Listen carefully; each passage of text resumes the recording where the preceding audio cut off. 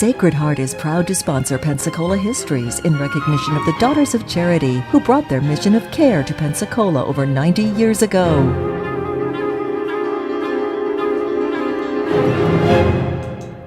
Welcome to our stories of Pensacola, the first attempted colony in all of North America, and this time we have been dealing with the British period.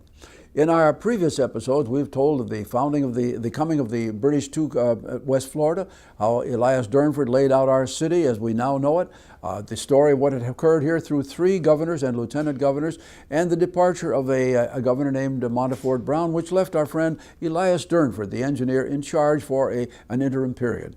Now, as he served as the governor, things were going smoothly in Pensacola, but Durnford was receiving fragmented reports of things that were happening first along the Atlantic coast and then along the Mississippi.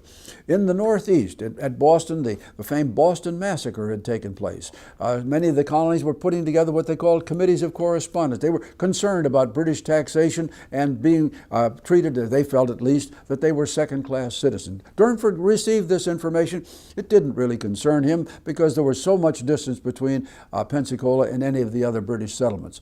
Then something happened in 1770 that did get his attention. A man by the name of James Willing, a sort of a roustabout character out of Pittsburgh, put together a group of men determined to make things difficult for the British along the Mississippi River. He was, of course, a colonial supporter, and he put together about 50 men who floated down the Mississippi, and they literally attacked the British settlements along the river, places like Baton Rouge and Natchez and Fort Butte and Manchac, and they captured them, caused all sorts of disruption there. Then they floated down to New Orleans, where the Spanish governor thus treated them like a long-lost brother. And so this got back to Mr. Durnford, and he said, this could be concern for us, because the British were well aware that at this point in time, the Spanish one day would probably try to get Florida back. And so Durnford made his initial plans, but nothing occurred at that particular point. And finally then, in early 1772, the Board of Trade appointed a new governor. And his name was Peter Chester. Now, Chester and his wife were very different than the other governors. They were close to the royal house. King George III was their friend. And as they began to prepare themselves for their trip to become a governor and governor's lady, they began to do all the things that they felt a governor should do. Now, Mrs. Chester, of course, she had read about how nice things were for the governor at Williamsburg and in Philadelphia and in Boston. And so they went about buying all those things to make their apartments nice. New furniture, new clothes. The king even gave them a full-size portrait of himself to hang in Government House. The Chesters even bought a carriage, and they loaded it all on board a British warship and began their trip to Pensacola. Well, the vessel went to the west. They were rounding the Keys, and something went wrong. The vessel ran aground. There were some lives lost. Everything on the ship was destroyed, and Chesters were lucky to escape with the clothes on their back. And it took several weeks before they finally found a passage on another ship and came to Pensacola, where, of course, they received a very warm welcome from Governor Durnford. Now, we must remember that Mrs. Chester had visions of being the governor's lady, and we mustn't pick on her too much, but basically history kind of tells the story this way. When Mr. Durnford escorted the Chesters from the vessel to Government House, you can imagine that this lady was expecting something like the palace at Williamsburg, and what she found instead was the somewhat remodeled old Government House that had been put together almost 100 years ago by the Spanish here. She was just downfall. And one of the interesting little side stories is that the story goes that she began to really kind of, well, I won't say pick on her husband, but she encouraged him to have a new governor's palace produced for them. Now, some years ago, one of the local historical societies here in Pensacola received a gift. It was a piece of linen about so long and about so high that had on it, engraved on it, a beautiful drawing of, quote, the governor's palace at Pensacola. And down below there was even a legend which showed where this was to have been. So nobody had ever really heard that the house had been built, but when Gulf Power Company began to construct its headquarters along the bayfront here back in the early 1880s, they engaged Dr. Judy Benz of the university to do a full archaeological dig to see, was it possible that that palace had actually been built? Well, they found all sorts of remnants from military uniforms and from shards and so forth from housing, but absolutely no evidence that there was ever a governor's palace. And so poor Mrs. Chester was forced to live the entire period of her assignment here in Government House, which probably to this, if we were able to say to this day, she probably was still unhappy about it. Well, Governor Chester stepped in.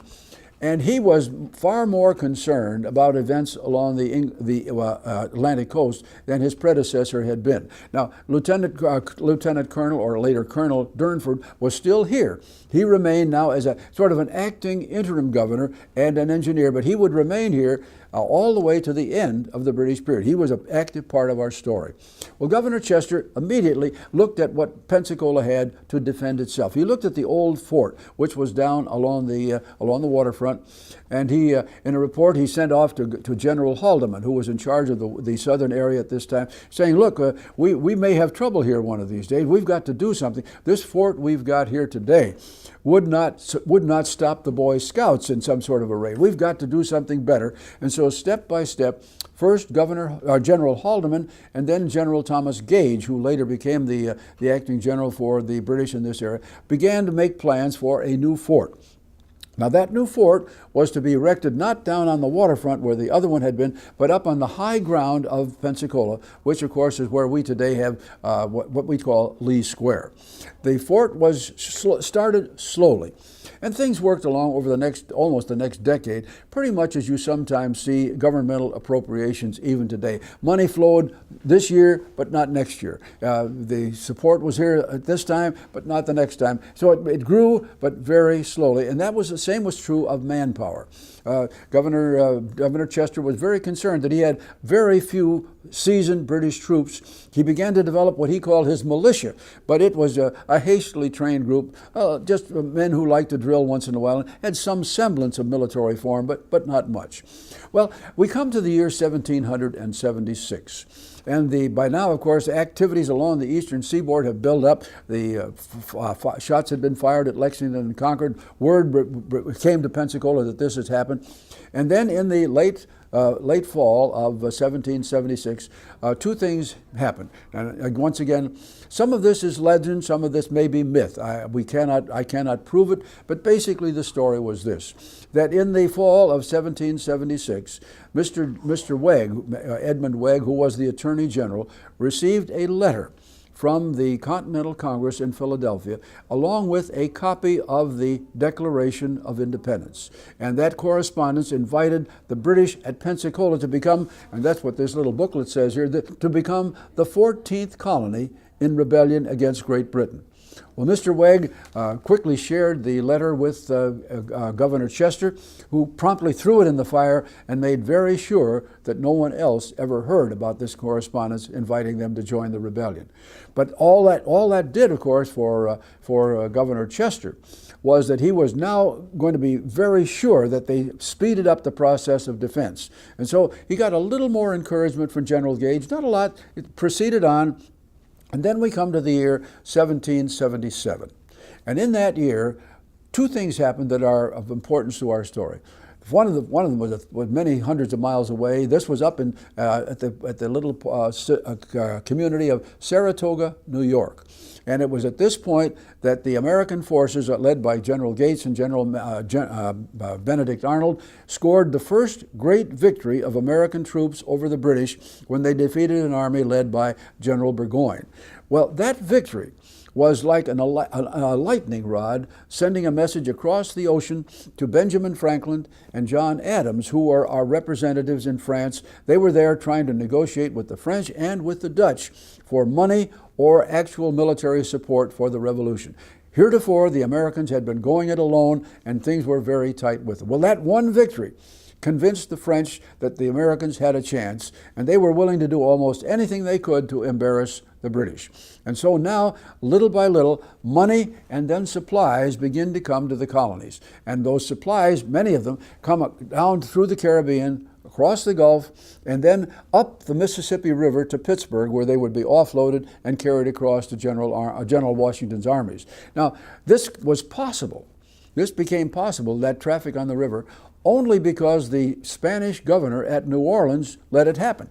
He could have stopped it in a heartbeat, but he didn't. A succession of governors, including one named Arturo O'Neill, just simply let this happen, and of course General Washington was receiving it. And every time that Governor Chester in Pensacola got word that another shipment had gone up the river, he would fire off an almost bombshell letter to the governor at Spanish New Orleans, protesting.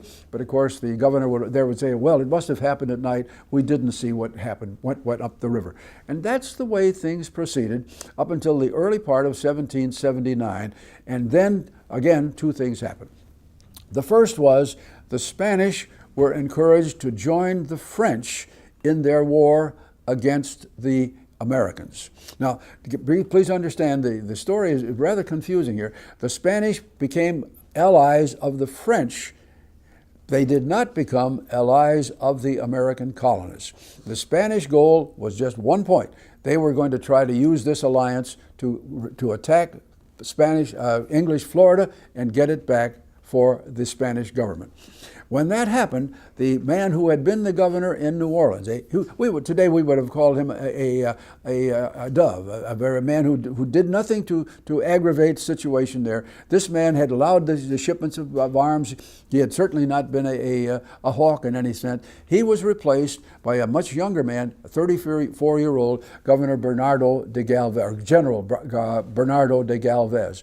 Now, de Galvez was entirely different than his predecessor. He was sure that the Spanish could now attack Florida, get it back for Spain, and he began to make plans immediately. Now, of course, back in Havana, in Cuba, the leadership there said, "Now wait just a minute. Remember what happened to us when we jumped into the war on the behalf of the French back in 1762. We lost very heavily on that because we were not prepared. Now, before we do anything, let's be sure that we have an overpowering predominance in either naval force or armed force." So step by step, new army, new people began to flow into Spanish Louisiana, and the naval force was developed as well. And so at that point in time, we move toward late 1779. Bernardo de Galvez makes his plan, and of course here in Pensacola, Peter Chester is perfectly aware of what's going on. He continually sends his emails up to General Gage saying, "We've got to have more troops, we've got to have more defense, quick, help us." Well, at this point in time, they do. The General Gage appoints a new commander here, General Sir John Campbell. Campbell is a much decorated, very prominent British general. He comes here. He's accompanied by about 1,200 men. They are largely men who we would call loyalists, who had been dislodged from their homes in Maryland and in Pennsylvania, had been drilled into new companies, and they arrived with Campbell, along with another group of regular loyalist soldiers from the British artillery. They come in, and very shortly, plans are in the making now to bring other allies as well. So Chester is finally getting his wish. The work is rushing ahead now to complete Fort George up on the hill, and they're also building two redoubts, one named for the Prince of Wales and another for Princess Anne. Princess Anne. These redoubts are being put in position, and so the defense is working ahead. But the question is, what's going to happen and when? So Peter Chester is working on this side on defense. Bernardo de Galvez is working to get his army to a position, to a point where it is sufficiently large to attack with the approval of his superiors in Cuba. And that's basically where things stood late in 1779, with the war, of course, already raging along the Atlantic coastline between the colonists and the British. And that's where things were as we begin our fourth episode next time.